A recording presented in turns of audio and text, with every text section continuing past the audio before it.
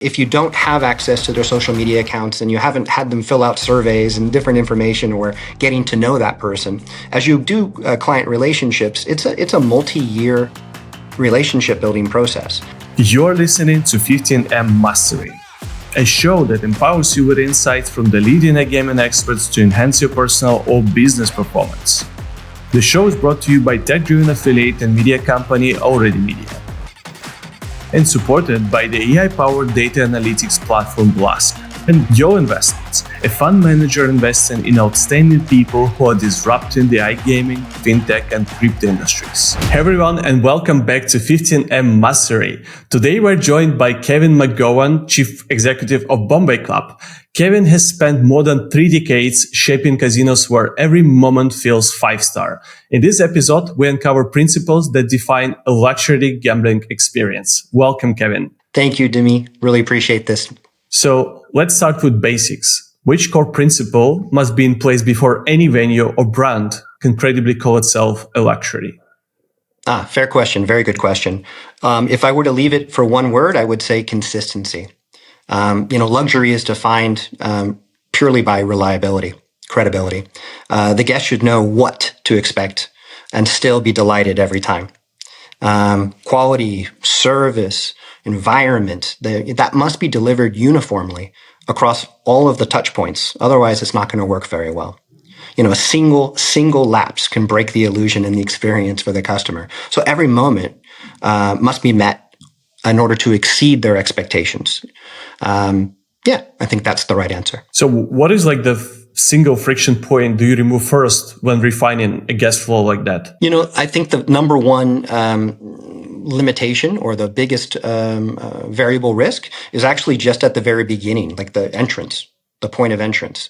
If you eliminate any confusion upon arrival, whether it's coming to your hotel or to your high-end restaurant or casino club, guests should know where to go and who to speak to instantly. And there should always be someone there that is a relationship person that is there to facilitate that, provide, visual cues, also wayfinding, signage, different areas like that, and digital prompts if they're using devices like apps, and messaging tools.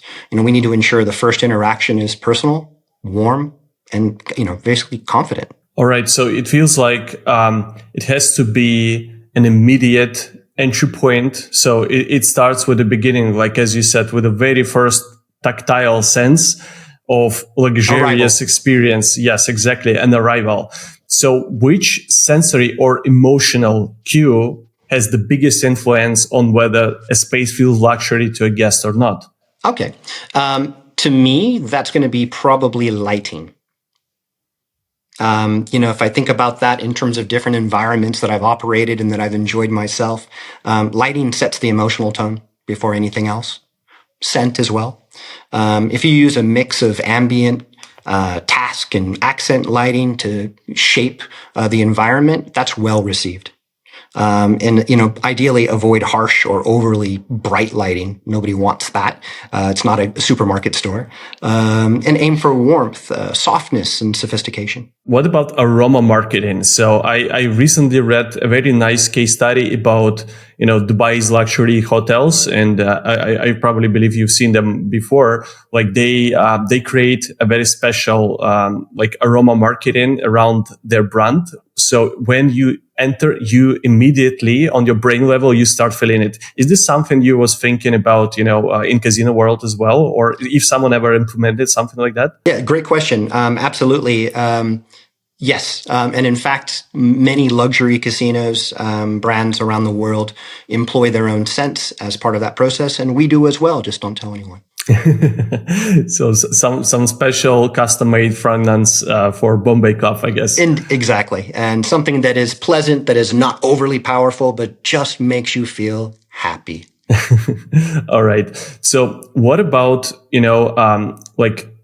the promise itself? How do you keep every touch point in life with the luxury promise? Yes. Okay. Again, going back to that scenario about consistency, effectively what we need is to make sure that, ultimately we have a brand standards manual and training programs and so on, so that no matter who you speak with, whichever touch point contact that you come in with, it is a consistent experience because everyone is effectively a subject matter expert in that regard. So that's critical. Manuals for brand standards and empowering the staff with toolboxes of resources that they can use in order to deliver on what that brand standard is consistently. And so no matter who you speak with. I think also, documenting expectations for visuals, the tone of voice, behavior, and more through role playing is very critical. And I've benefited from that myself in my career, been a trainer in that regard as well. Regularly training teams to interpret the standards with flexibility and grace, because we all come from different environments and perception is reality. So about synchronizing like that to make sure we're all on the same page, critical. And then empowering the employees, as I mentioned, to make real-time service decisions and protect that luxury standard on behalf of those clients. So there is something you mentioned a few times, which particularly finds like a place very deep inside of my heart, a brand, right? Because every experience, luxury or the generic one, is essentially a combination of two, like a functional attributes and brand attributes. So I was wondering, because for online, these brand attributes, they're quite blended and everyone is talking about, safe experience, sometimes, people talk more about functional attributes like, fast withdrawals, etc. So if you can talk a little bit more about, the luxurious brand attributes, like whether, using an example of Bombay Club or any other casinos you faced in the past, like what kind of essential brand attributes a customer is facing and feeling when he wants to go to the place like that? So, in the example you gave was online. So I guess we'll start with that. At the end of the day, again, the RNG products and so on, those are going to be the same with many, many different sites, but that UI and that UX experience needs to be smooth and fast and flawless effectively from a convenience standpoint. The other element that makes it more luxurious and interesting from that standpoint is when you are able to provide your own live dealer experience. That's quite unique. And we are there's a handful of clubs or casinos across the planet that have done it differently in each way, but effectively, when you can go to a club and you have your favorite croupier, right, that you have the right banter with, you have the right connections, they know what not to do, what to do in terms of the modus operandi for that individual client. And then that client who has built that affinity is able to then play online and that same croupier is available. It's another level of trust, and credibility in that respect. So I think that ties directly into the uniqueness of both the tangible and intangible brand attributes. But what about offline in your case? Like what kind of brand attributes are essential for a brand which operates offline? Yeah. So, in terms of the offline side, it's 100% knowing the do's and don'ts of a client. And I would actually focus more on the don'ts. A great example I could give you is I observed many clubs in the past where I just am watching and listening to the customers as they're interacting with the line staff. And you had a customer that I knew at one of these businesses that was probably a very significant gambler, for a lifetime and then per visit, very significant, 7 figures. And each time that person would just go over to the private restaurant or even in their salon, and they would say, "Hey, I just want to order this, broccoli and chicken and something simple because I'm not here for the food right now. I want to experience this, but I need something quick." And then that same employee would come over who has served that client before, and they say, "Fresh cracked pepper?" And the person says, "No, I'm allergic to pepper. Please don't serve that to me." So in terms of that example, if you don't have attention to detail and you are not notating the don'ts, the customer generally will quit in silence. They won't tell you that I was disappointed that 30 times in a row I gave you 30 chances and you ignored me in this respect. So I think that's probably a good example of the difference between luxury and non-luxury from that standpoint. And then in terms of physical attributes, again, the clubs that we've run in the past, and certainly Bombay Club, is probably, in my estimation, subjective to a degree, the highest standard in terms of finish and quality that I've ever seen in my career. And I think, that's very tangible from an attribution standpoint. Yeah, absolutely love it. So your VIP example is something, I faced a lot in the past where, one of the companies I dealt with, they were saying, we need to study the social media pages of our VIP players to understand, which color they like, which, fragrance they use, what kind of cars they driven, etc. So it feels like, sometimes you can go a little bit beyond. And I really wanted to ask you this particular question, like, what minimum data should any gambling brand capture to tailor the experience, which doesn't feel intrusive at all? Yes. Okay. Yeah, that's a great question again. And look, everyone uses access to public information, and so every business should do that. There is a tasteful way to do it, in order to understand the values and the interest of clients. What we found, though, is that effectively we keep it simple. If you don't have access to their social media accounts and you haven't had them fill out surveys and different information or getting to know that person, as you do client relationships, it's a multi-year relationship building process.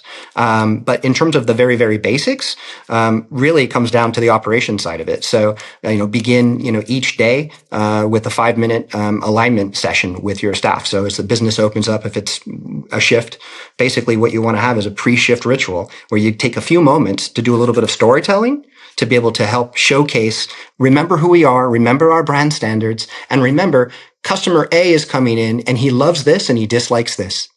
Everyone remembered? Any questions? Any other feedback? Cool, go get it. So that's one element there. And also just sharing real guest stories as frequently as possible and highlighting when we have service wins, when we had mistakes, and then how quickly we did a service recovery on that in order to turn that actually into a positive and build bigger trust and relationship with our clients. That's a luxury principle as far as I'm concerned. And then also, fostering the team identity and embedding that standard through repetition and positive reinforcement again and again and again. Repetition is our friend in this regard. Yeah, absolutely love it. I really like the fact that you mentioned how important is actually the team morale and the habits and routines are.